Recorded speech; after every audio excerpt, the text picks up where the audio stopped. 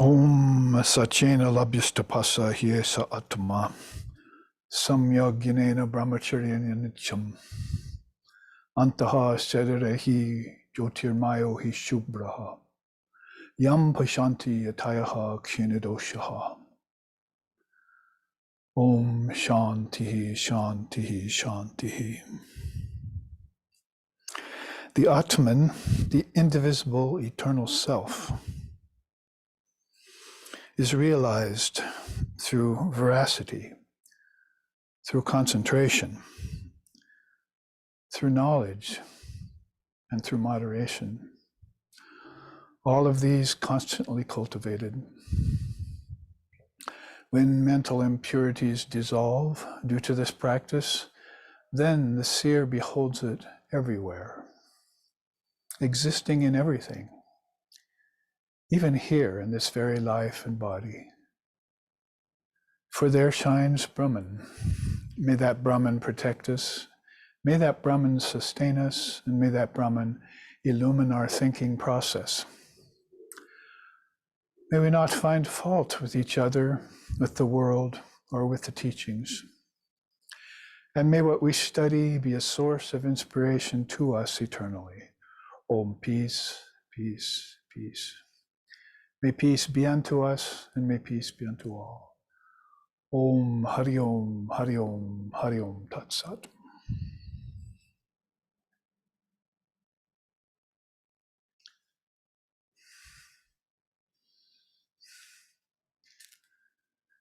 Joining together for our second in a series of 4 classes on the subject of Vedanta's eternal perfection and Yoga's storing up of power. You see, these are 2 of the 6 main darshanas of India. Probably 4, maybe 3 to 4 are still with us in this day and time. That is, with us means worldwide. The world has heard about them. Not so much maybe about Lord Compula and Sankhya Yoga, which is lamentable, but definitely have heard about yoga, although in its different faces and forms it's coming at us. But we're talking about the authentic 8-limbed yoga, Patanjali it's called, or Raja Yoga, or even Ashtanga if you want to be just and include in all 8 limbs. And then Vedanta, which Swami Vivekananda has brought forth. Probably it absorbed most of the teachings of 2 of the other darshanas.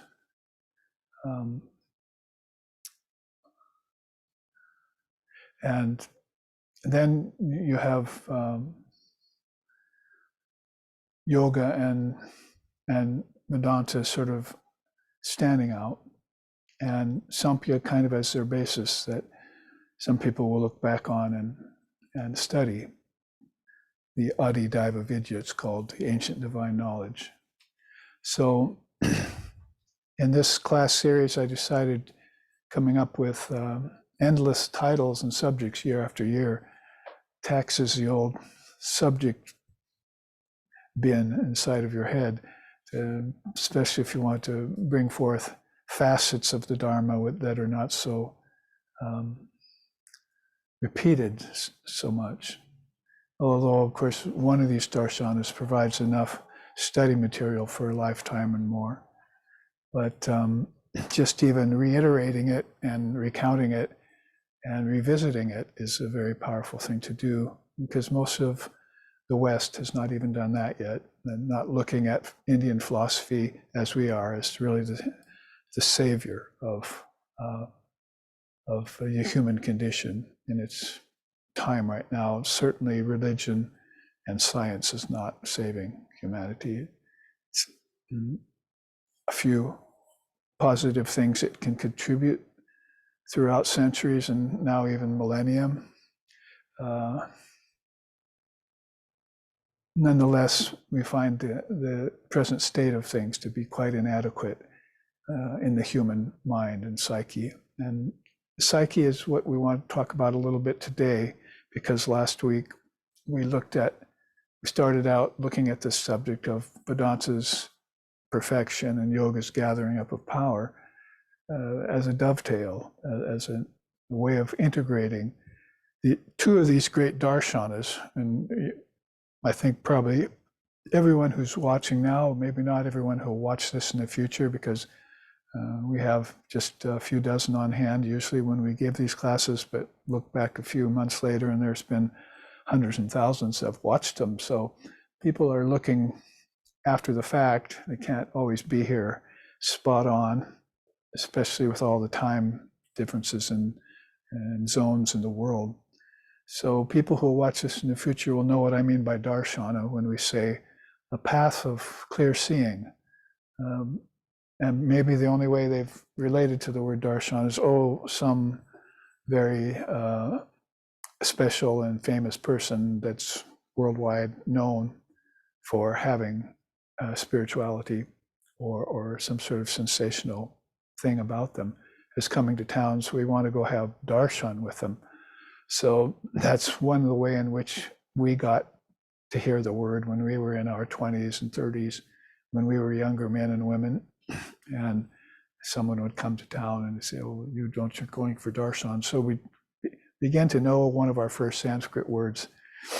And later on found out that as we studied the Vedanta philosophy at places like the Vedanta societies, which were beginning to spring up because of Vivekananda's visit here, we found out that darshana was a Sanskrit word that had much deeper implications, and particularly these 6 orthodox darshanas were being cited.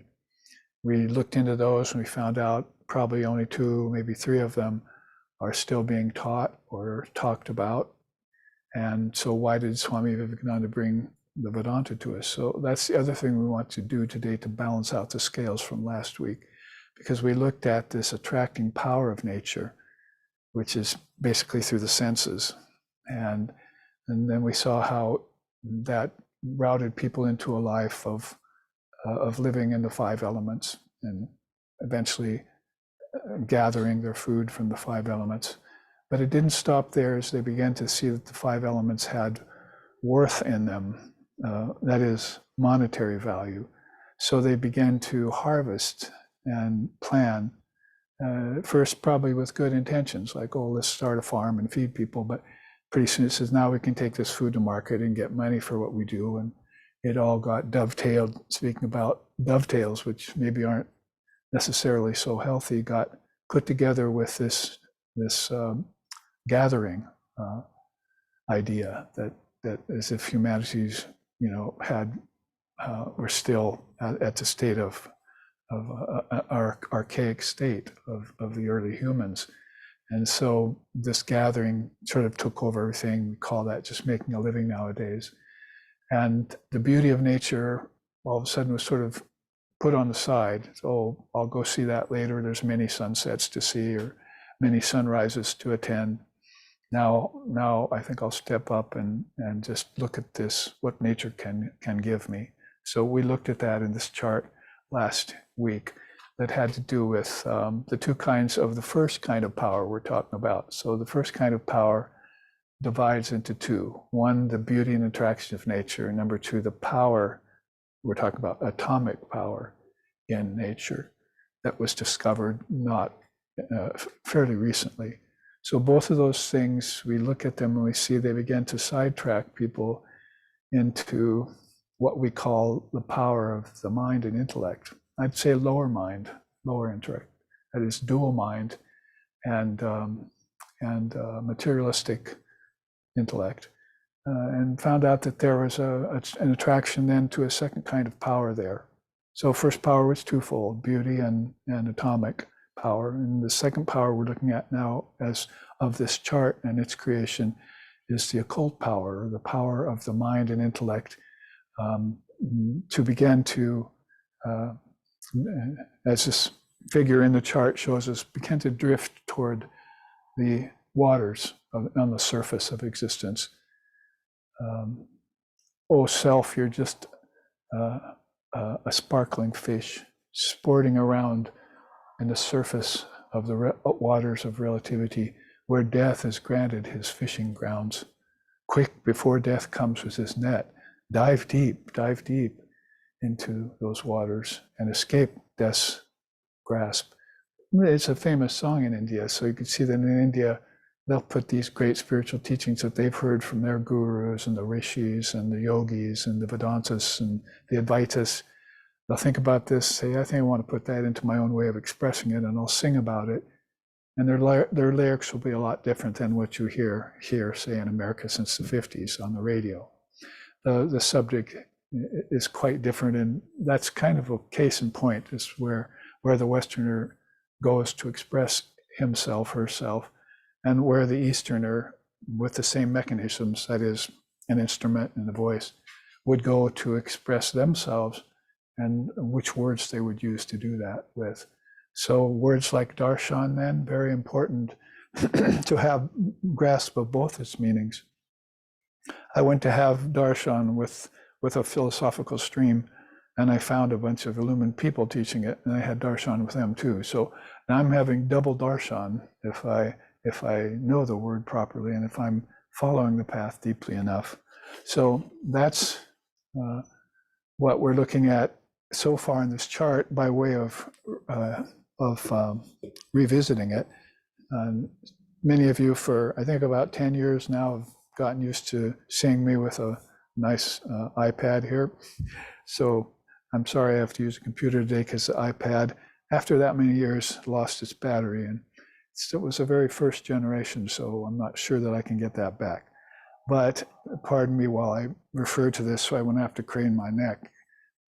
Not that I need to look at it so much because I created it just a few days ago, so it should be pretty fresh in my mind. But I can look at this screen so that I can have access quickly to these teachings. And just, we really don't have to go through the first two kinds of power. You can look back on the last class at some point and refresh yourself in that, but you can see that it had to do with these errant thoughts that are not helpful to people and definitely not helpful to the mission of life here on earth, which according to the seers is to realize your true self. So let's look quickly at the title again. Vedanta's eternal perfection, yoga's storing up of power. So if we put these two together, you've got two darshanas, Vedanta, which is probably, you'd say, specifically non-dual at its basis, and yoga, which you cannot call non-dual because it has to do with practicing. Practicing means I'm not perfect, I have to be perfect, which is not a bad idea, but it goes against the main teaching of the Vedanta, which is the self is perfect. So people are having a hard time cracking that nut now philosophically, jumping to the fore and saying, well, I'm perfect. My teacher said, so I shouldn't have to practice. But that's not the way India or these darshanas would put it. So you're going to want to do practice and store up power so that you can realize your eternal perfection, because let's face it, how many of us have? And do you see illumined souls walking around the streets all the time and run into them, particularly here in the West? And do you hear what they say to you? And does it ring of truth? Or does it have to do with my job and my family and my wealth and my fame, my reputation, and so forth? So, and then if you go into religious circles, it has to do with my morality and my ethics, hopefully, both of them being impeccable. But we know that if you go into the Yoga Darshana, if we want to put it together like that, it has more to do with your practices. Like you don't just talk about not killing or non-killing, but you actually take a vow of ahimsa. I will not kill. That's one of the first of all the yamas in yoga. So what happens when you do that is you store up power for not killing, for not harming. And that power will help you when it comes down to doing a vicious act. That springs into your mind because your mind's not yet perfected yet, like the Atman is. The Atman's always perfect. Remember, I chanted that last week. Basically, is the Atman's not made perfect by practice of the limbs of yoga, was one of the chants I used last week.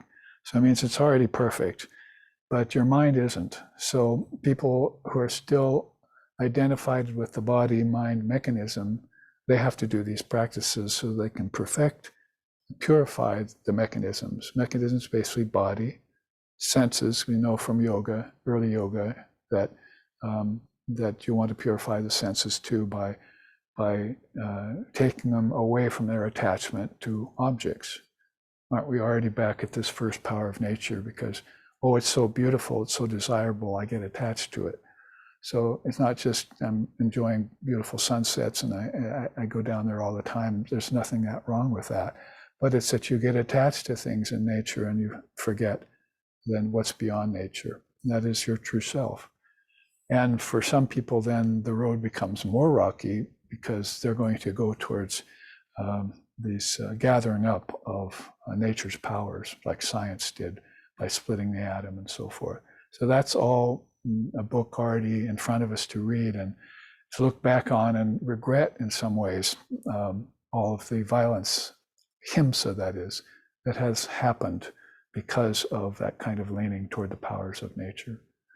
So all of these points are just kind of to reiterate and support these points that we looked at last week about mastering the 5 elements for increasing your wealth, coveting objects of nature for enhancement of sensual pleasure, and fashioning devices and inventions to increase one's individual frame of power, and attempting to integrate nature and the power in nature in order to elevate the personality. That's called fame. So basically, if you look at Sri Ramakrishna's teachings, it's the name, fame, and gain, the game, you see, which he just called simply I, me, and mine. So that's under the auspice of the human ego called ahamkara. But the Atman is different than this. And so one of the things yoga wants you to do in order to see, and I chanted it at the top of class today, is to store up your power through these purificatory exercises that you're doing.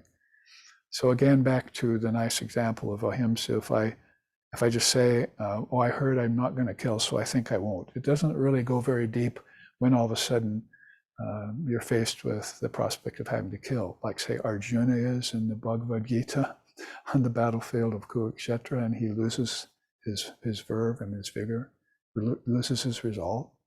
But if you've taken a firm vow based in the practice of yoga, the yamas of yoga, then it's not just an ethic and a moral that you're repeating like a parrot. It's you're putting power into it, and that power will store up and come back to you, and it will save you in times of peril. It only saved Arjuna in his time of peril because Sri Krishna was there to remind him of it, and then being a good dharmic-minding person, he remembered it. But otherwise, you can forget it. If Krishna hadn't have been there for Arjuna, what would have happened in that battle? Maybe the Pandavas wouldn't have won the battle, and without Arjuna, their expert archer and swordsman there. So all of this has to do with, making a vow, vrata it's called. And so the next one would be truthfulness, satyam, and the next one would be brahmacharya, next one would be asteya. Asteya is a very good one. Don't covet the goods of others. Doesn't it go right back to nature and what people have, and you want what they have? And so this takes you down the wrong road of power. And eventually, if you get into power, then you're starting to seek occult power. You want domination over all beings. That's where I want to go to before the end of the class, is this level of occult power, so that we get out of this shallow waters into this murky, silty waters that aren't deep enough yet to show up the light of the Atman, like here. So these 3 boxes we looked at, right? The mind, as it were, this being here, the body-mind mechanism is helplessly floating to the top, where the powers of nature and accumulation of wealth and various things like that are just waiting for it. Might as well put a wheel of samsara right there in those waters. That's taking the soul back and forth between its desires and the difficulty of fulfilling them, and coming back to try and fulfill them again and failing. Satiation never comes, as my teacher used to use as a teaching. Or these silty waters here, of heavenly, as it were, etheric realms, where the soul can look inside itself and see a light. But that light's not the light of Brahman or the light of itself yet. That happens down here when you take the deep dive and find out that all the power that you've ever needed and all the power that is possible and potential is already within you. So this is called the path of self-realization. So we will get into this, but instead of just continuing on with the yogic side of it, we're storing up power, right? So we don't want to store up these powers because we know what's happened to us because of that. So we should be renouncing those kinds of powers, backing off from them, detaching from objects, all of those teachings of discrimination between what changes and what doesn't change, detachment from what changes, separating the wheat from the chaff, transcending Maya and Prakriti, nature.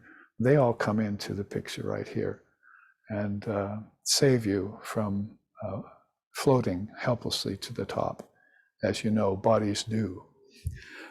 Dead bodies float to the surface quite often after a while.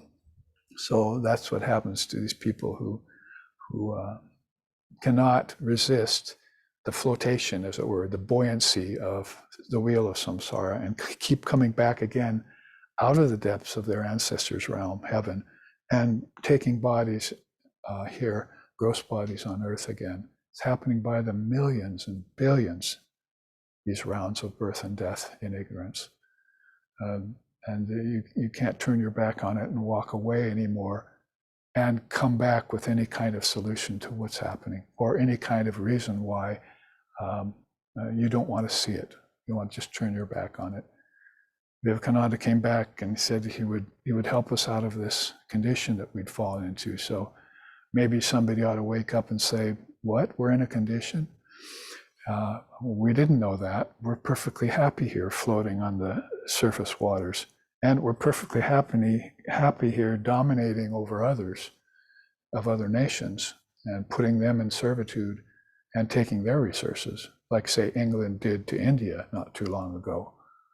The East India Company and that whole chapter in India's life, they found out again the ugly nature of the world of the eight occult powers, which is a teaching that they put together in earlier millennia. So how ironic that they put it together, gave it to the world saw it, didn't wake up, and then went on and took advantage of a country like that, and other countries too.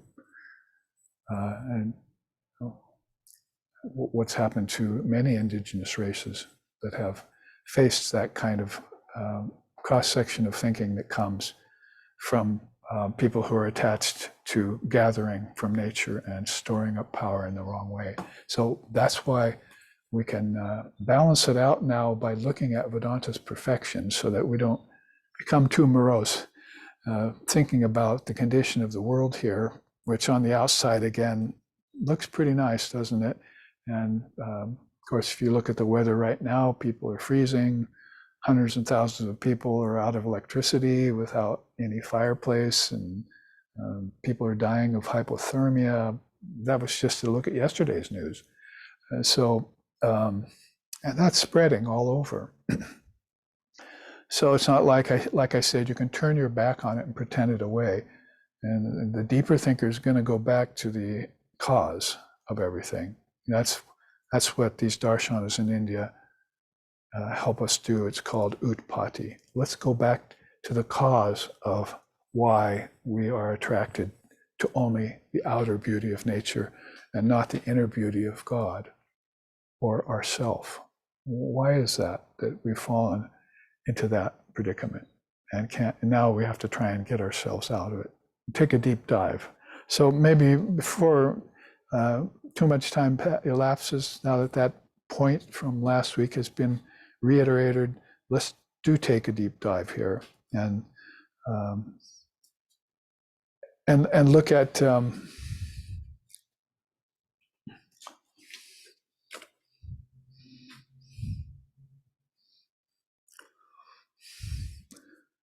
look at Vedanta's perfection.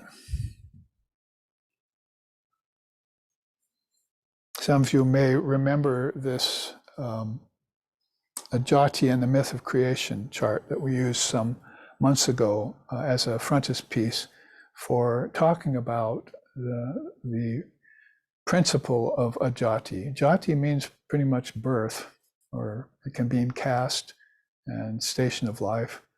So if you put an A in front of that Sanskrit word, then all of a sudden it's like, no birth, non-birth. Sort of like Swamiji putting the A in front of the word create in English, using the Sanskrit idiom to say, oh, all of this you're seeing is a create. It didn't really get created. It just rises from the mind and sinks back into the mind as a projection from the mind. So we started starting around looking at things. It's one of the ways in which we can see through if we weren't able to do it by seeing through the vibratory nature of atoms and molecules and quarks and neutrons and protons and subatomic particles and all that, didn't wake us up, did it?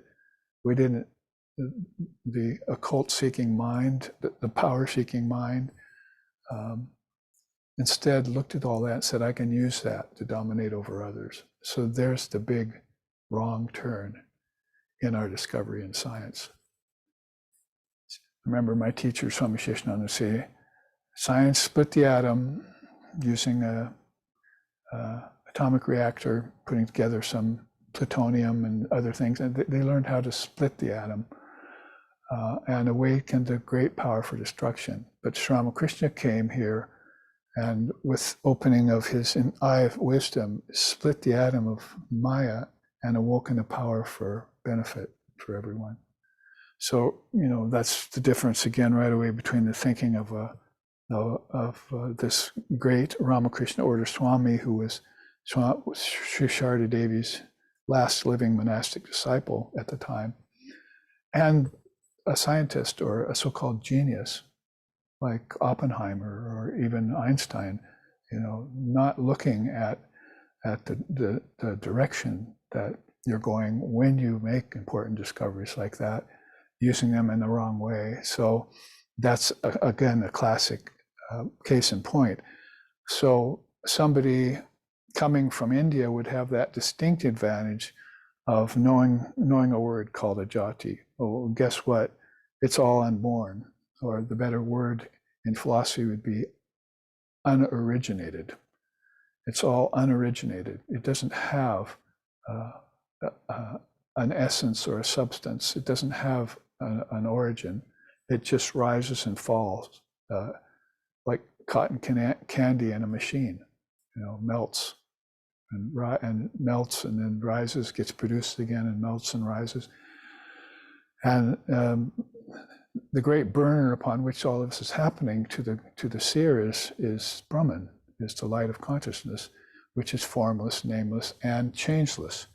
So if we look down this list, we can pay some due deference to the Vedanta Darshana to balance out this problem with nature.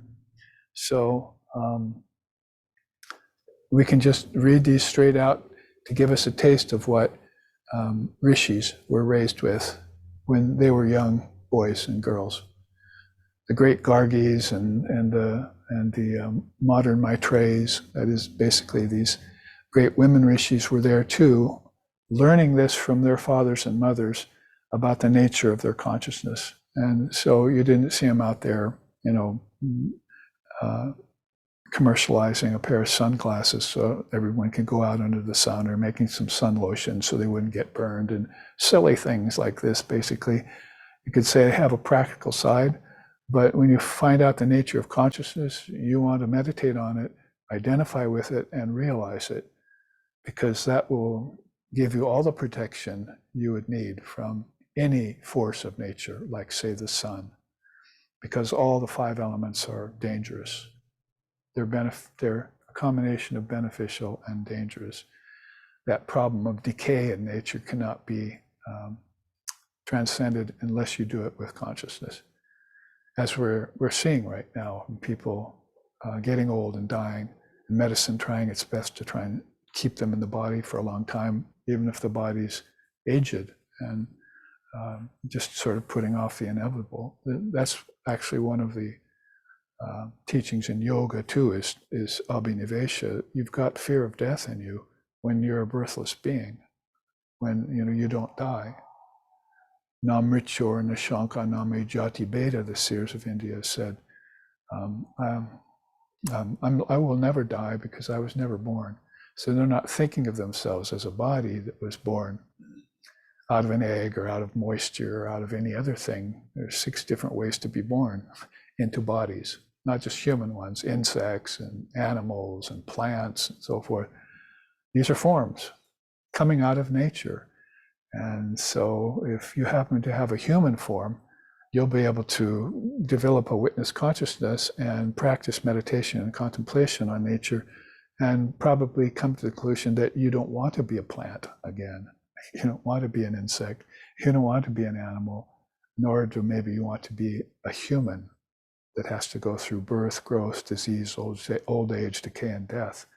That's called the 6 transformations in Buddhism. And sadhurmi in Vedanta. It's like add in thirst and hunger and you've got pretty much the same list.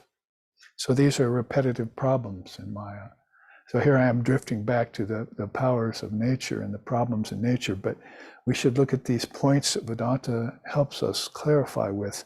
They read like a top 10 list of every truth that any being who comes into the body ought to be aware of, like I was saying about the ancient rishis. So first we have to come up with that teaching that they create. Atman is not a hamkara. The divine self is not the individualized self. And so that Atman is acreate. I mean, it didn't have a beginning, and it doesn't have a middle, and it doesn't have a death. So that's your true nature. So reading on the list there, consciousness is God, is the eternal, is the intelligent, is the eternal substance, which is existence.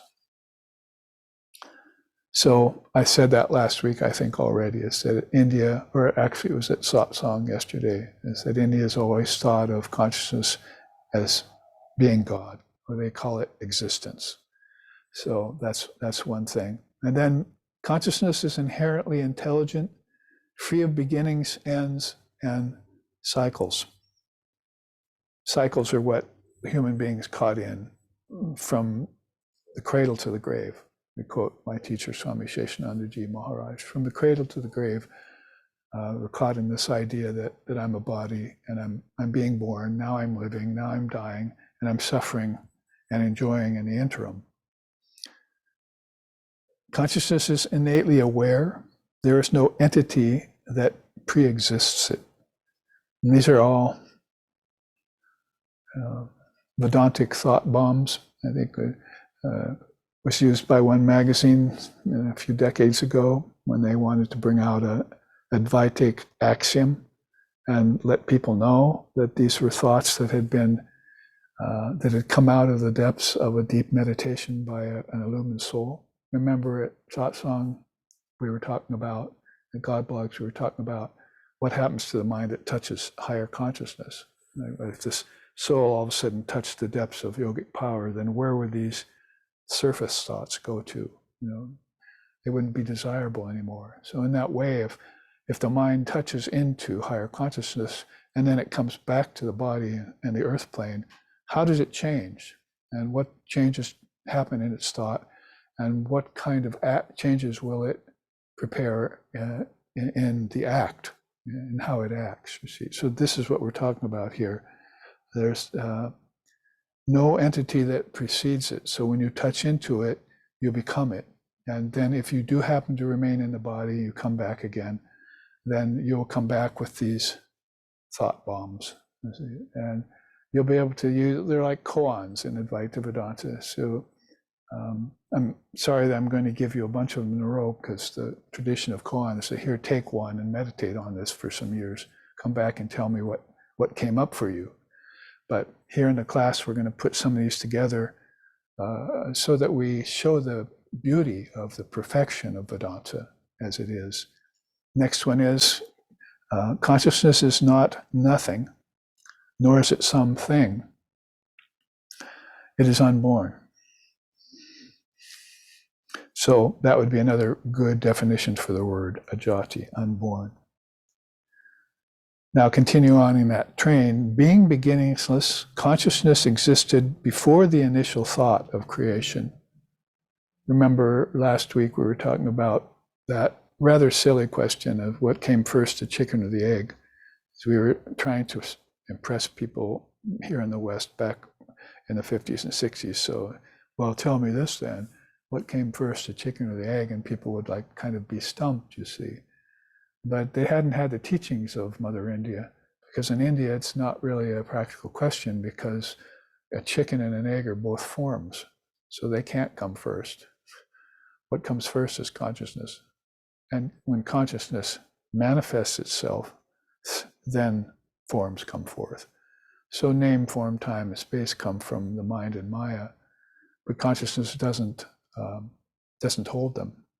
It's formless, nameless, timeless, spaceless, and free of karma. So that's what's being said here. It's not nothing, and nor is it a thing. It's not something. Because if you say, well, it's formlessness, then it must not. If it's not a chicken or an egg, then it's not a human or a sperm or an ovum either. So then where are we left? You see, we must be nothing. So that's the mistake of atheistic thinkers and people and Mayavadins who didn't have a place to put this nothingness or this emptiness or this formlessness when they came upon it. And who can blame them, because millions of people are going into formlessness every night and have no place to put it when they come back. They come back out of deep sleep and hardly anyone says, where did I go? Mm-hmm. More often they'd say, what was that dream I had? Or even on the psychiatrist's couch, can you tell me about your dreams, you see? So you're just talking about chicken and egg, aren't you? Which came first, the waking or the dreaming state? Well, India knows that dreaming came first and waking came afterwards, but both of them came after deep sleep. So that's where you put formlessness. And so if you come upon it in meditation, you say, what happened to me? Then your consciousness went blank. In yoga, remember you're storing up power, right? So in yoga, they tell you, that state of deep sleep is without origins. All the seeds are there, but you have to somehow water them so that they will turn into your dreams and so that they will turn into your waking state. And so this is how it doesn't take billions of years for a world to form itself. It happens in an instant, an eternal instant. That's why you can turn on worlds and turn them off tonight in sleep, because God, if you want to call it a creator or a projector, the mind, can turn it on and turn it off just like that. And time gets turned off and turned on with it. And the forms in time get turned on and turned off with the disappearance of time. So it's there and it's not, as they say in the scriptures. And so the same with the human soul here. It's not nothing, nor is it something. Just call it unoriginated, Gaudapada said. Just know that it's everything is unoriginated. And he added, full of bliss. Where does the bliss go when you come into dreaming and waking? Because of desire, it takes it to its heels. See? And then you desire something, you don't get it, and you suffer. Or you desire something, you get it, and you suffer worse. So you might call out, what happened to the bliss of my eternal nature? Or if you want to tone it down a bit, what happened to the peace that passes all understanding that Jesus talked about? Or what happened to even my basic contentment in life? When I was young, I seemed to be content. Now I'm old, I'm worrying about things, like about death and so forth. And Shankara has many beautiful statements like that. When I was a baby, I was attached to my mother's breast. When I was a boy, I was attached to sport. When I was a young man, I was attached to a young woman. Now that I'm old, I'm attached to anxiety because death is coming to me.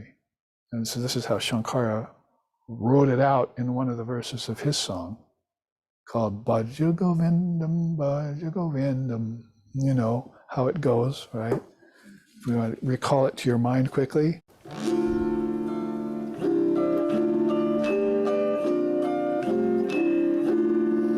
Bhaja Govindam, Bhaja Govindam, Bhaja Govindam Mudhamate. Samprapte sanihite kale, nahi nahi rakshati dukaren karane. So he says, adore the Lord. He goes right to the point. Adore the Lord. Adore the Lord. And he says it again. Adore the Lord, but this time he adds, you fool. Because when the time of death comes, where will be all of your happiness? Where will be all your peace of mind? Where will be all the bliss that you think you have? What will happen to you? It's like what happens to you tonight in dreaming. Bad dream, good dream, mixed dream. Or what happens to you after that in deep sleep? Nothing. So back to my point where I came upon this part of the Advaita Vedanta teaching, which is one of his precious jewels, is basically that that's what nobody thinks about. They're not thinking about what happened to my so-called self late last night. For the yogis between 12 and 4, they're seeing the light and talking to God. So why don't other people have that experience? Hearing God's voice, seeing the light. If they're up and wide awake when most of the rest of the world is fast asleep, because the internal airwaves are not vibrating. It's like the difference of in a big city at rush hours compared to 2 a.m. This quietude came over it. And that's what happens to the human collective mind, the city of the human collective mind, when everyone goes to sleep at night and the yogi lays awake and sees what we're talking about here. Going on with this list of the beauty of Vedanta's perfection, the next entrance here is being beginningless, consciousness existed before the initial thought of creation. And we talked about that, didn't we? The chicken and the egg. So it comes before name and form manifest themselves. And that's that consciousness. And it's anterior to life, mind, thought, time, space, individuation, energy, and matter. If you're following along closely, you might call that redundant, because I just said that. But we might as well flesh it out and let you know what we mean by what the Upanishad says, that the Atman is anterior to mind, thought, energy, and matter. So I had an email last night come to me. Well, I've been, taking teachings of the Tao for so long, and it surprised me to hear you say that God is not energy. So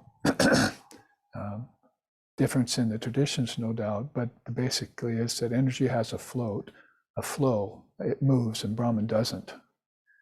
And forms act and Brahman doesn't. And minds think and Brahman doesn't. So we have to leave one thing that's pure and perfect in its innate perfection and not meddle with it. So that's why when you meditate, you might go to various places, or when you die, you might visit various kingdoms of heaven and so forth. But when you approach Brahman, you're either that or you're not. And that happens in an eternal moment where you realize your identity with that. You don't go somewhere for that. So this all follows along non-change, basically. And I could probably put it more succinctly, non-transformation, because that's why intelligent people like scientists are not getting it, because they're still thinking in terms of things transforming. Look into space, you see things changing. It influences you profoundly, and you begin to live in the idea that things change. That's good, except you aren't then posing it against its opposite and saying, then where's the changeless nature that the change came out of. You have to be fair again. Out of changelessness or non-transformation came these apparent transformations. Otherwise, there's no basis for the transformation. That itself is not a bad thought either, but it leads to a kind of emptiness that can betray the principles of spirituality, until you'll start to be a Mayavadan or an atheist and so forth, and put it all, put it all on the side and not consider it anymore. So it exists. I mean, we started out saying this at the very beginning. It is that substance which is existence. And so that's why it hides itself amongst nature. That's why, you look for when you're looking for the beauty of nature, ironically, you're looking for Brahman. And when you're looking for the pleasure that you get out of things in nature, you're looking for God, who is the grantor of all pleasure. The Swamis and the Tulkus and the Rinpoches and the Roshis and all the people you go to in the East tell you this all the time. You're actually really looking for this, but you've got the wrong pair of glasses on. You're thinking that it's somehow nature can give you that, but it's not a form. We just told you that. So look beyond the forms of nature, then maybe you'll see it. Got something in the email yesterday from some spiritual groups. They're calling this latest thing they're doing the hidden fabric of relativity. And I read it, and it was just a hodgepodge of misunderstanding of philosophy. So they're calling it, again, energy, and working things that change into it.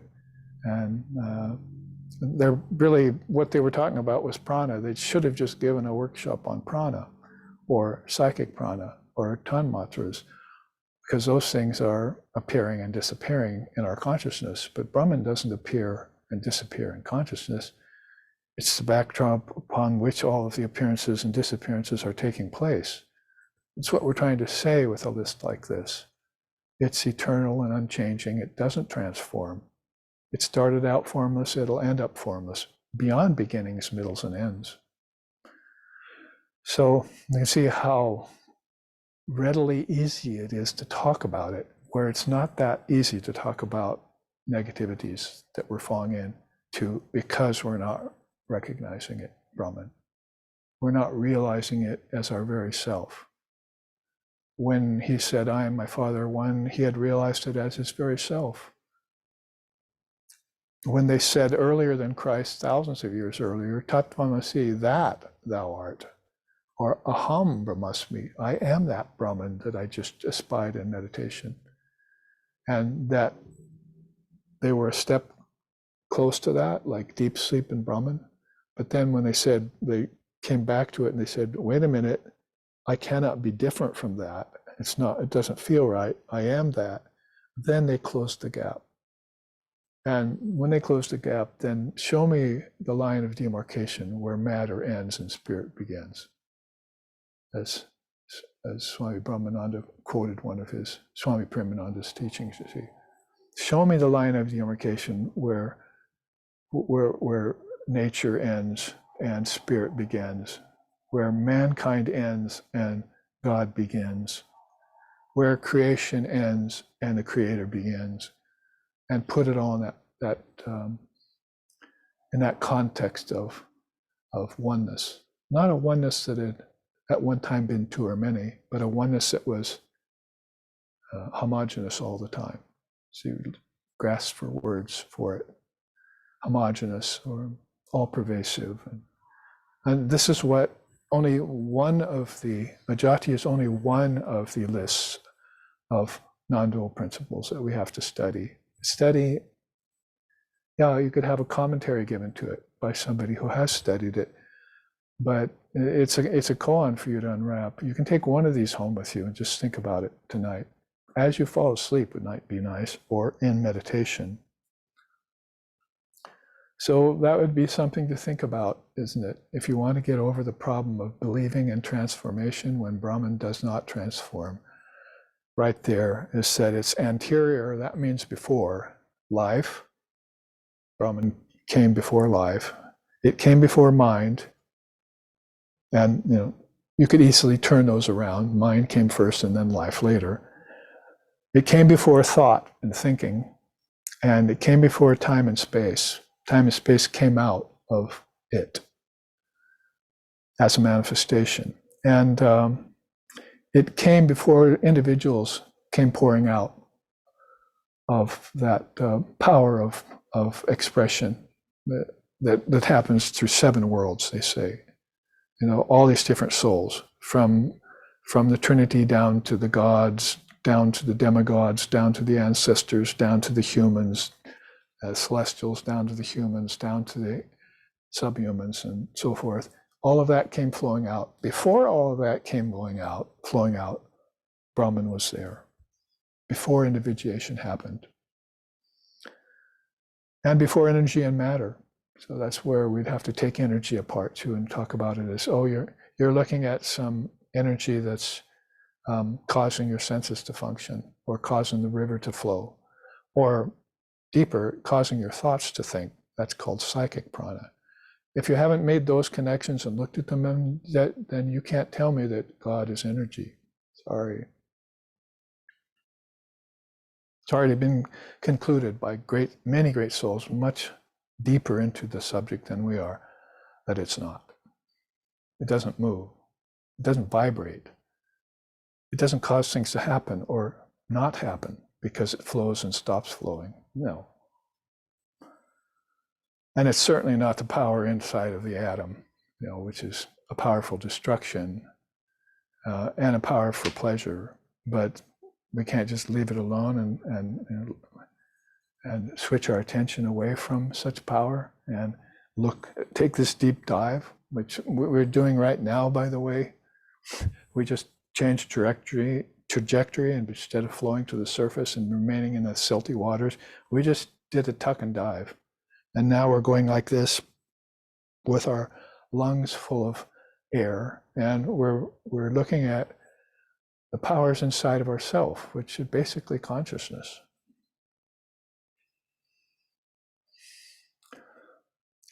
And there's the next thing, which I already inferred. Consciousness is free of vibration. So there again, it cannot be energy.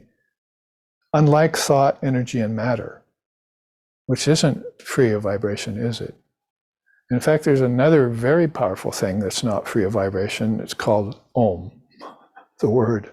So if you have made your way, like Sri Ramakrishna did, into the word by following the traces of vibration that everything left behind, then you'll find out that this is the primal vibration itself. Because it vibrates, everything else happens. This is like the word of the goddess, Vani Saraswati. It's like the word of the goddess. That's why we sing that when we get to it. Vani Saraswati Vakdevi Bhagavati Parvati Mampahi. Vani Saraswati Vakdevi Bhagavati Parvati Mampahi. So she's the power of the word. Vani Saraswati, Vak Devi. She's the power of the word.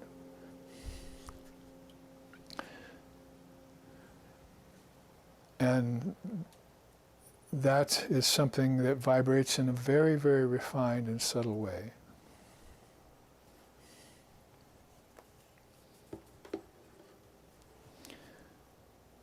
So free of vibration, and the next entry there, consciousness witnesses the mind's projecting powers from within itself. So that's what we talk about when we talk about witness consciousness. Like if you had a dream and you said, I'm waking up, I'm going to wake up from this dream, then you just had a moment of witness consciousness where you realized that you're not the dream, you're the dreamer.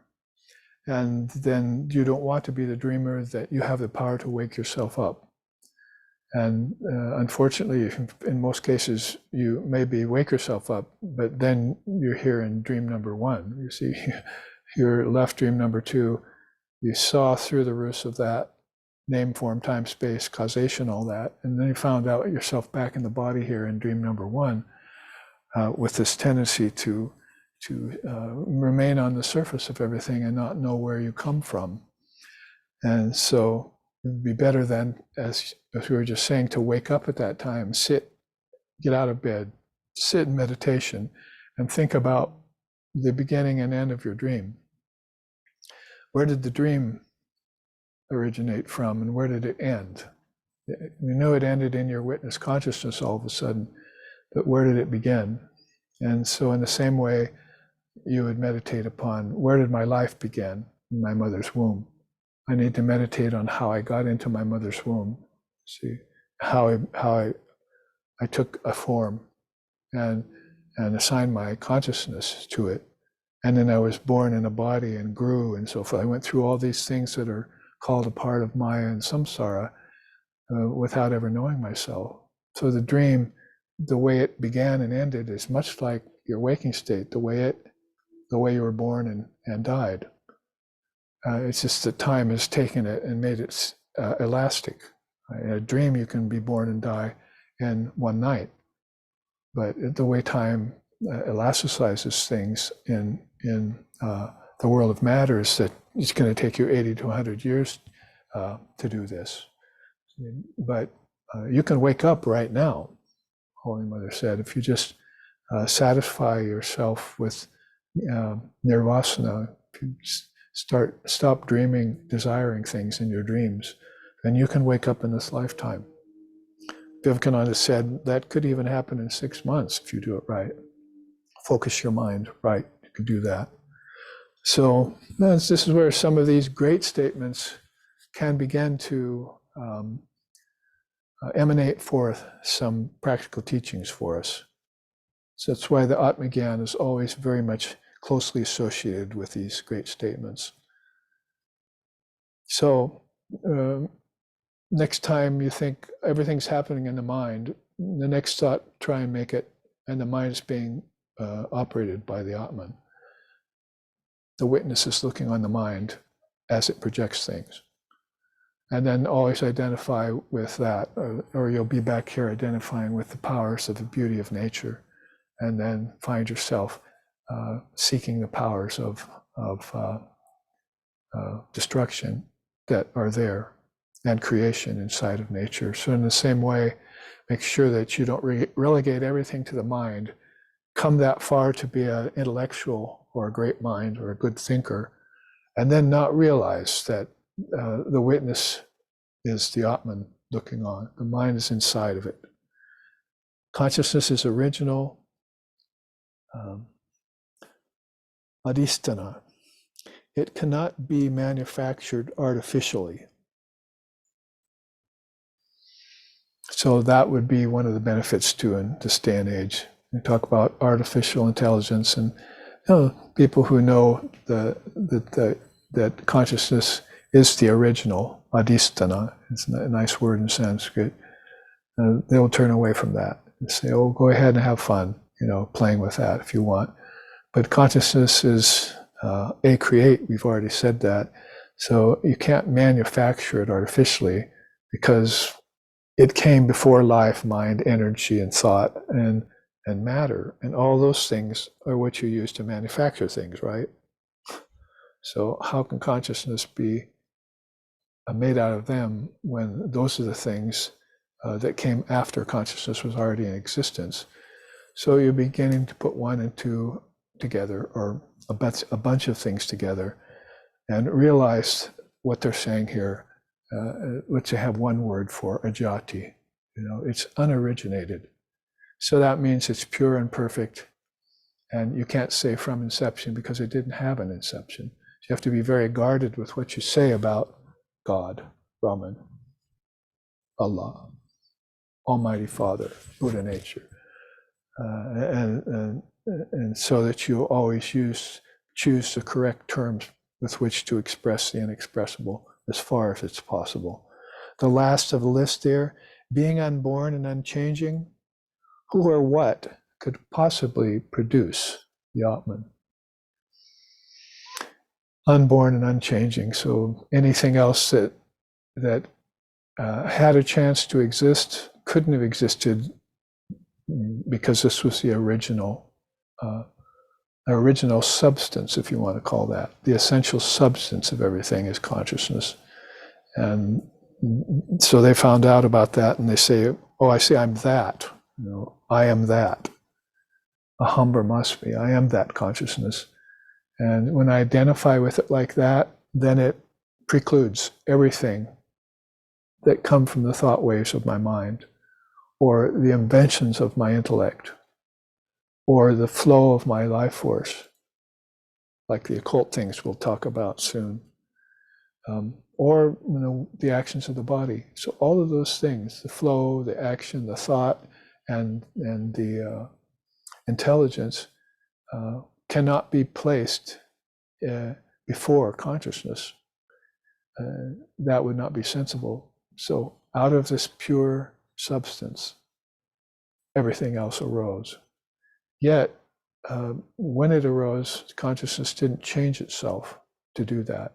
This is the tripping stone for higher philosophy, is that basically think, oh, because all of this thing rose out of the Atman, that it's changing from age to age. But read my lips, changeless means exactly what it says. So that's why we have words like ajati and aparinama. Parinama means the changes of nature, basically. But consciousness is aparinama. It precedes all of nature, as you can see by this list.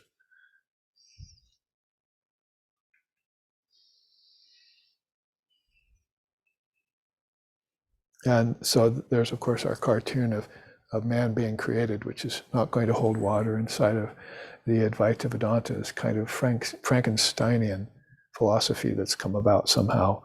That's fun for a movie or for some sort of imaginative play. But when you get down to serious philosophy of who am I and where did I come from, you're going to have to go much deeper than what either religion or science is proposing. And look at the deep philosophy of a country that has been studying it for millennia and for actually ages, because it took time, which began after consciousness. It took time and examined it from the standpoint of consciousness, and then segmented it into ages. Say, this is what that age is about, this is what that age is about, and so forth. And each age has a characteristic. And to see where are we right now, and we're in a very dark age, I can tell you. Isn't it obvious by looking out and seeing the condition of things and of humanity's thinking that it's a dark age? And you didn't get raised with this like they did in India. Even in more modern times, people were trying to pass along what's called non-duality and keep it in the minds of mankind. That's the work of Lord Shiva, is to keep these kinds of non-dual philosophy there, even in a world that's fallen into an age of darkness, because that'll be the saving grace. And people remember these truths from the standpoint of having contemplated them and meditating upon them. So a quick look back, not too far, to this Ajativada chart.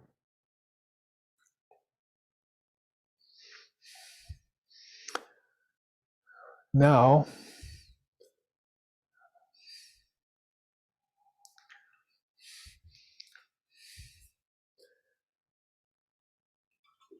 that we've had a look at Vedanta's perfection, we might want to go on in that vein, so we can come back to it later.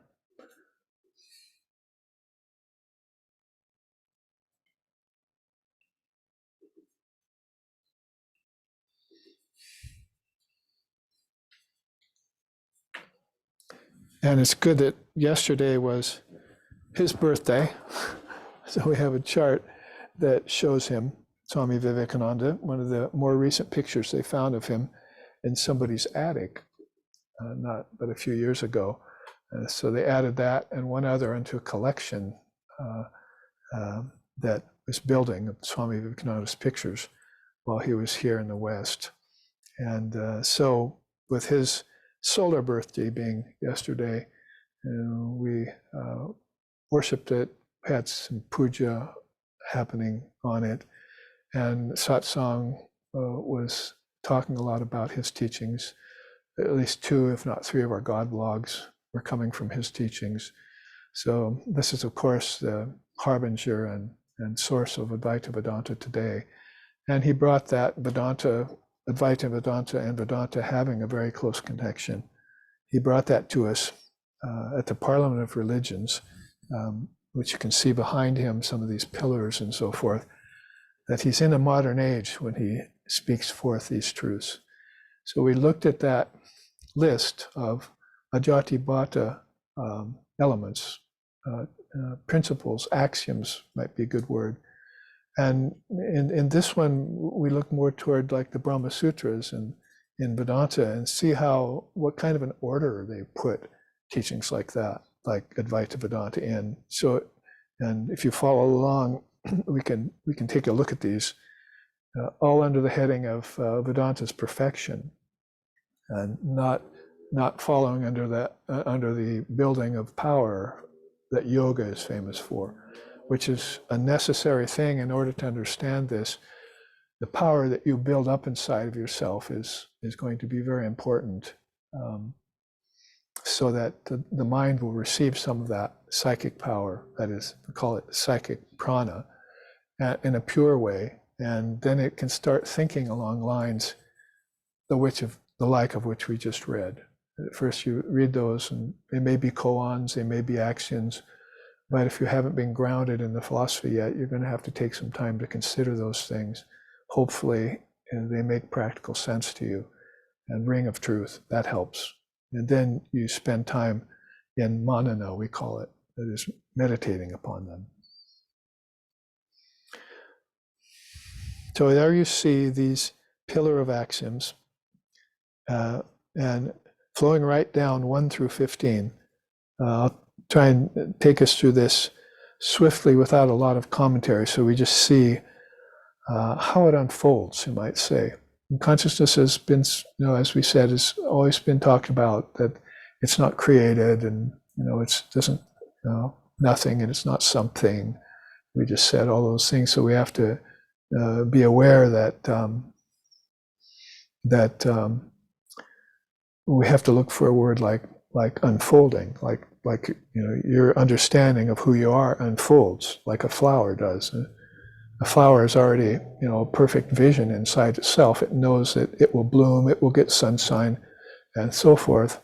In that same way, consciousness is hidden inside of you in that innate perfection, and it's going to need to unfold. It's going to be nurtured, like by the power of yoga, so that it can unfold, hopefully in this very lifetime. You can do that. So that's what this is a short synopsis about. So first thing, and they use these short Sanskrit words, is kevala asti. There are 4 Mahavakyas, aham brahmasmi, pragyanam brahman, tattvamasi, and so forth. And so this is almost a 5th Mahavakya, great saying, kevala asti. The self alone is. And then they quickly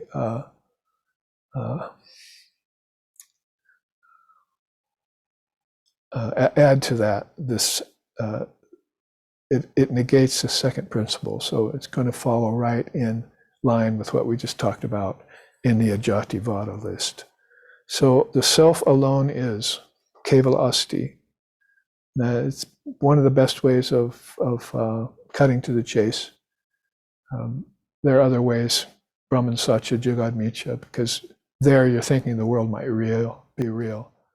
And then Brahman's the only reality, but it kind of leaves the self out of the picture, doesn't it? So you're going back and forth between this reality called Brahman, which you haven't identified with yet, and nature, which is something of a phantom, like an illusion.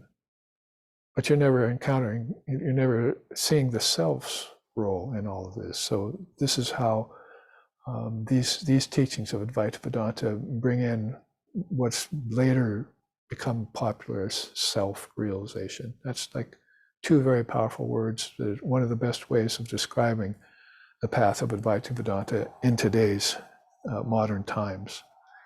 So you could just pretty much conclude that the self alone is. There's no second principle but the self. And you see then how all of nature and its powers and 5 elements and all that kind of get sucked into that. as of having no matter whatsoever. It just it negated all of that by just declaring that the self is the only existence. Then you jump right onto the second one, which I just already quoted. Brahman Satya Jagad Mithya. Brahman alone is real, all else is appearance. So there, after the self is acclaimed or proclaimed, then it takes apart this idea of Brahman and anything else. That is, nature, the universe, and space and time, mind and all its thought and all that. That's all appearance from the standpoint of Brahman's the only reality. So then the world gets put in another category, sort of like separating the wheat from the chaff, gets put in a separate category. And one can then see where it all originates from. If it has an origination at all, as we already looked at this last chart, talking about how ajati means non-origination. The whole thing is unoriginated. That takes some time to meditate upon. Number 3 is false identification of the self with the non-self is the cause of bondage. So they're not wasting any time with you here. They're giving you a list. Let's say them all in a row. The self alone is, Brahman alone is real, all else is appearance, and false identification of self with the non-self is the cause of this bondage that you're suffering. In other words, you're not understanding these two things because you have false identification. False superimposition, false identification of the ego, mind, body, intellect, composite is misidentified with nature instead of with reality. So it cuts right to the quick and swiftly does so. And that was those famous words, ajaropa and apavada, or ajasa. For as atma ajnana, bondage is the result of ignorance of the self. So you see how they really don't leave you any wiggle room. And so a kid asks, well, why is it so? And you say, it's because of this. And he says, well, why is that so? It's because of this. Well, why is that so? So that the child just has this continual why question and will never get satisfied. But here, they're not leaving you that luxury of wiggling out of it. So you see, first, the self is the only existence, and it's the only reality. And why am I saying it? Because I have misidentified with nature instead of it. And then bondage is the result of that. So the first question well, how come I'm feeling bound? Because you're misidentified. And so there's no way to wiggle out of that sense of it. You're going to be forced to look at misidentification with the unreal and not identifying with the real. Is that what these two are about? You're misidentified with the mind and its powers. You're misidentified with nature and its beauty and its abundance. Isn't that misidentification? So now, if you dive deep and stored up your yogic power, you'd realize the root of your being is that Brahman. And then you'd come out of that saying, Kevalasti. And that's the only reality. I just saw it. So where does that put all this? This kind of straight, cut to the quick kind of thing is why some people who champion and love the Advaita Vedanta also run the risk of making a mistake of saying, I don't need to practice, I'm already perfect. Because you can't come back out of an insight like that and then do away with all this because you were once bound by it. So what is that bondage? It's a result of the ignorance of my true nature, and I was in it. Otherwise, I wouldn't be inquiring into it and finding the truth, coming out of it, declaring the truth, and let's see if I fall back into it, you see. And you'll find out if you're on the trail of non-duality, like the hound of heaven, is on the trail of the Lord, then you'll find out that if you don't keep that newfound wisdom forefront in your mind, it disappears, and you say one day, "What was that again?" You see, and this has happened to us a lot when we've studied and contemplated non-duality. And there are a lot of people, on the other hand, not just the kind that will declare that they're perfect too early before they realize it, but there are other people too who will say, "Well, that's too much philosophy you're talking about there." But they never ponder the philosophy and get free, you see. They just complain about being too much philosophy. And I have to deal with those kinds of people from time to time. Yes, you should take these truths and look into them. They're like Zen koans. I mean, nobody accuses the Zen Roshis of being too philosophical. Get it, come out of the sky, you 500 cranes. Well, that's too philosophical for me. Well, you just got a Zen koan delivered to you that's very profound, and you think that you can, wiggle out of it by saying, "Oh, that's hardly understandable. I can't even comprehend that."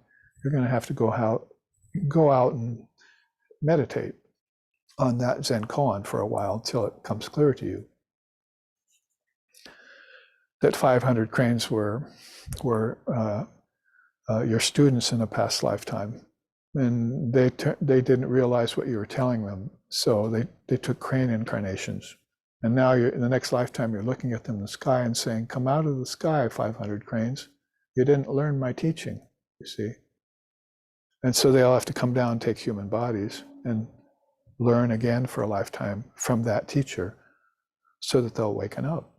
That's the hidden meaning of a very profound Zen koan. So back here as to how it relates is that you can't hear these first four statements from Brahma Sutras and the way they describe Advaita Vedanta in this clear-cut way and find any wiggle room to get out of it.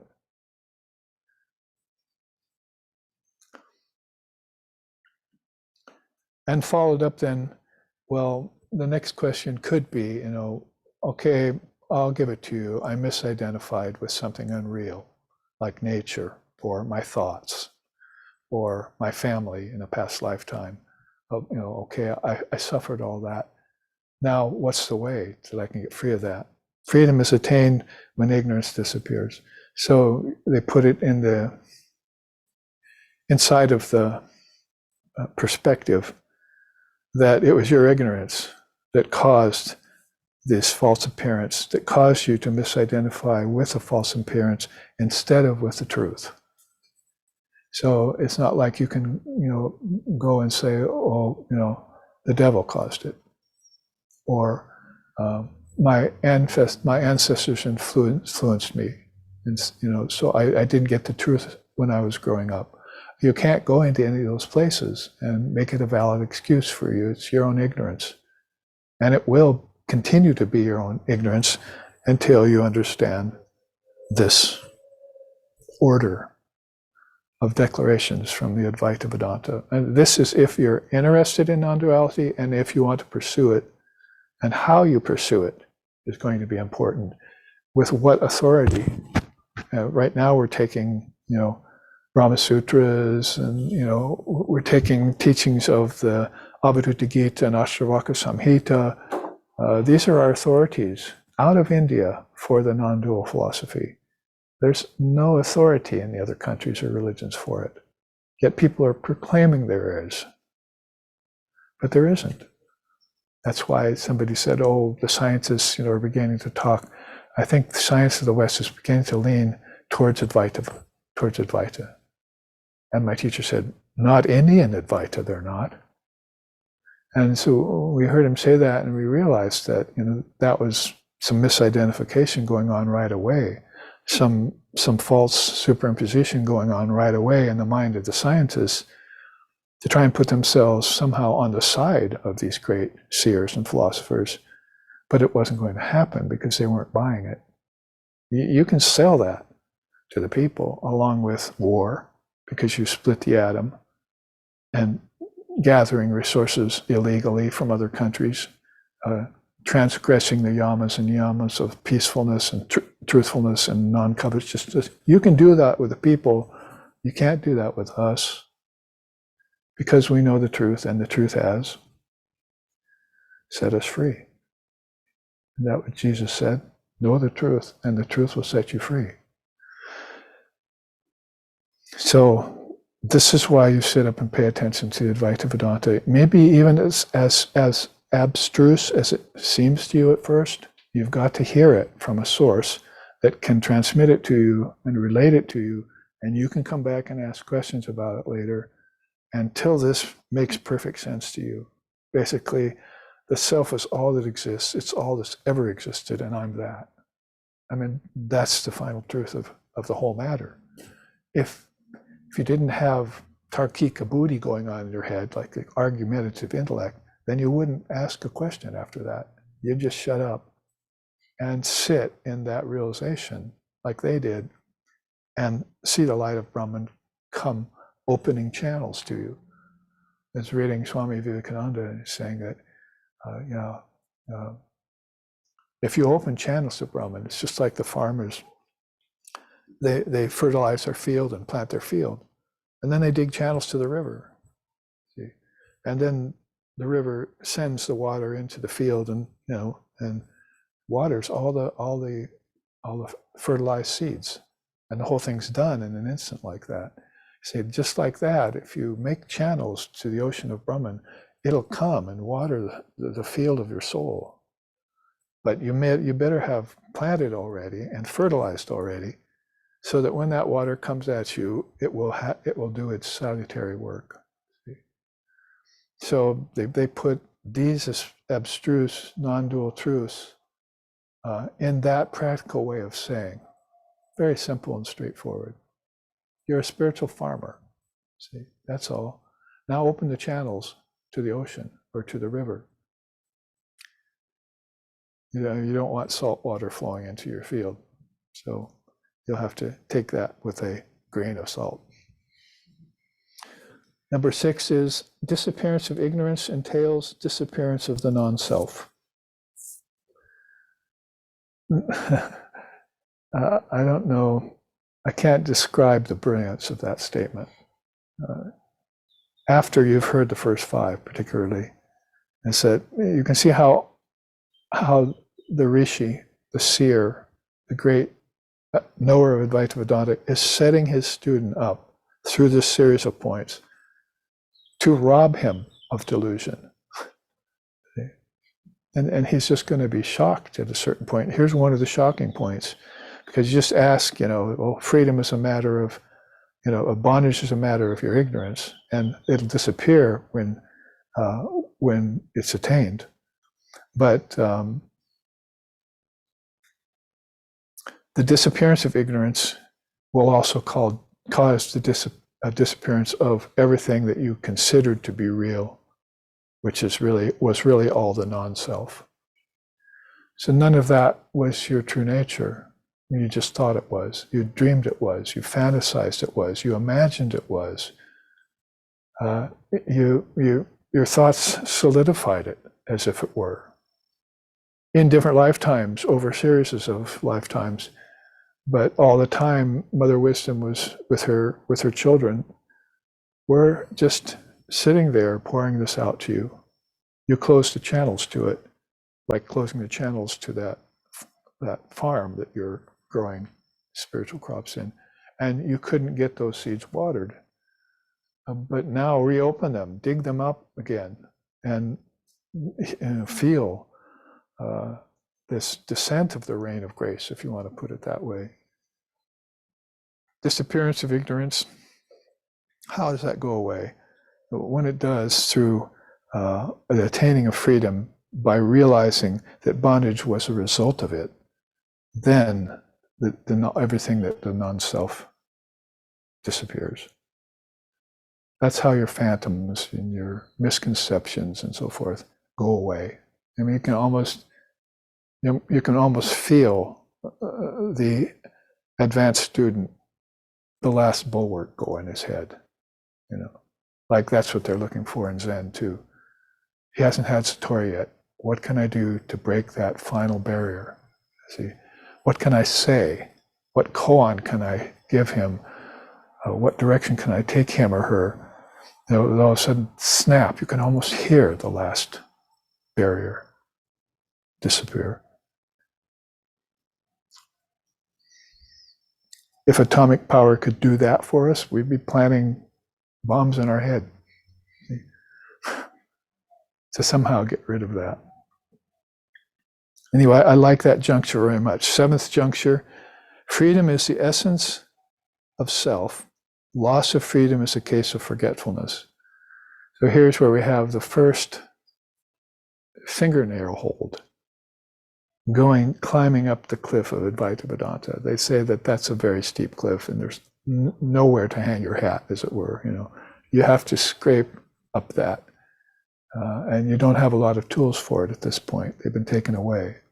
But hopefully you've stored up enough power for yoga to where you have that ability to clamber up, as it were, or climb up that cliff. And this is the first concession they give you. You've just forgotten it. And it's like back to this idea of the unfolding of Brahman. And it's like a flower, you just hadn't watered it and watched it unfold yet, so you couldn't see the beauty of it. No fault of anyone's really, except just the nature of the hidden fabric of reality. It's like it was sent to me yesterday in an email. Well, we're going to tell you about the hidden fabric of reality. Then they go talking about things which are better put in the category of prana or thought. No, it's none of that, my dear, none of that. You don't understand. You don't understand any Advaita, which is the father and mother and grandfather of India, according to Sri Krishna in the Gita. I'm the father, I'm the mother, I'm the seed imperishable. I'm also the grandfather. So, take the God of love's word for it about this non-dual truth. That's Atma Asmriti. Asmriti means forget, doesn't it? Smriti means to remember. So you've just forgotten your true self. See how quickly then you could awaken up if you remembered it? And isn't this the quickest way of remembering it? It's quicker than meditation. It's quicker than dancing around chanting the names of the Lord. It's certainly quicker than karma yoga. This is the quickest way to that remembrance, to get beyond forgetfulness. And this is why, if you can get beyond forgetfulness, those other yogas fructify quick. And you can use them then. It might be that you will awaken by meditation, but not when ignorance is still in your mind. It might be that you will get some forward progress towards your salvation and the salvation of others through karma yoga, but not if ignorance is still in your mind. Ignorance about what? Read backwards. Find out where the ignorance came from. Actually, it came from nowhere, except your misidentification. So you can see why I'm putting together Advaita Vedanta with the power of yoga, storing up the power of yoga, is that if you do these two practices, you just don't stand back and say, oh, I'm a Vivekananda Vedantist and that's it. I'm going to call myself an American Vedantist. Maybe I'll put out a journal. But I didn't do any yoga in my life. I didn't store up any power. I just took his word for it. And I didn't do the homework necessary. I didn't dig the channels. I didn't avail myself of all the tools. So how quickly will I awaken with ignorance still in my mind? And with ignorance still in the mind of all the Westerners around me. The savants. I might know what a savant is, but I don't know what a seer is.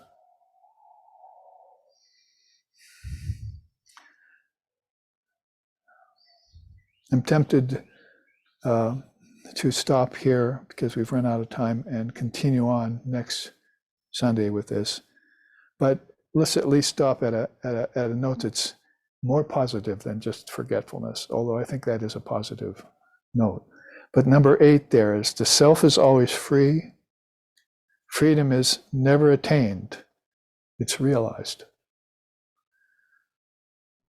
So when you find that these kinds of truths in these first 8 things can be expressed in English, then you just have all sorts of faith come running back at you, particularly in the mother of all languages, Buck Davy.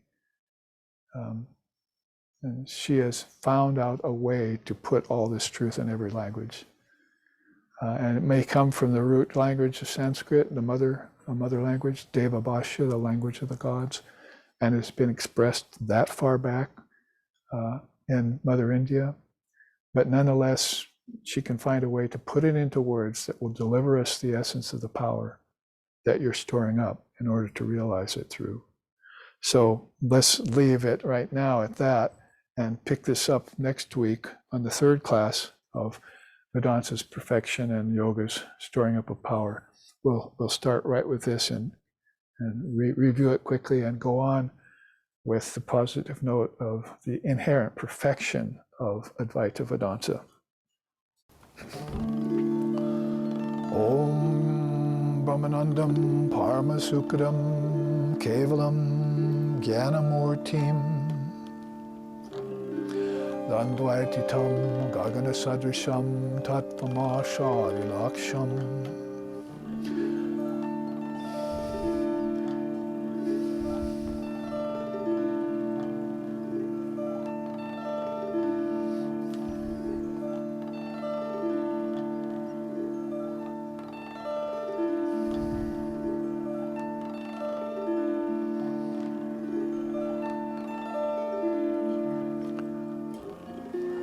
Dandvaitikam Gagana Sadrisham Tattvamashari Laksham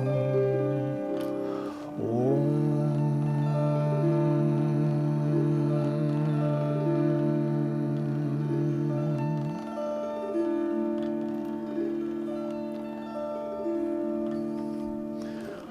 Ekam Nityam Vimamachalam Sarvadi Sakshibhutam Dandvaititam Gagana Sadrisham Tattvamashari Laksham Om Shanti Shanti Shanti.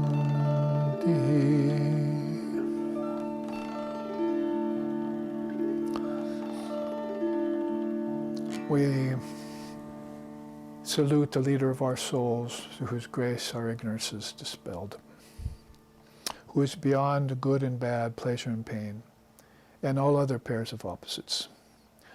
We recognize that one as the only witness to the changing phenomena of this universe. May we, through that grace, go beyond darkness and delusion and realize the truth in this very life. Om, peace, peace, peace.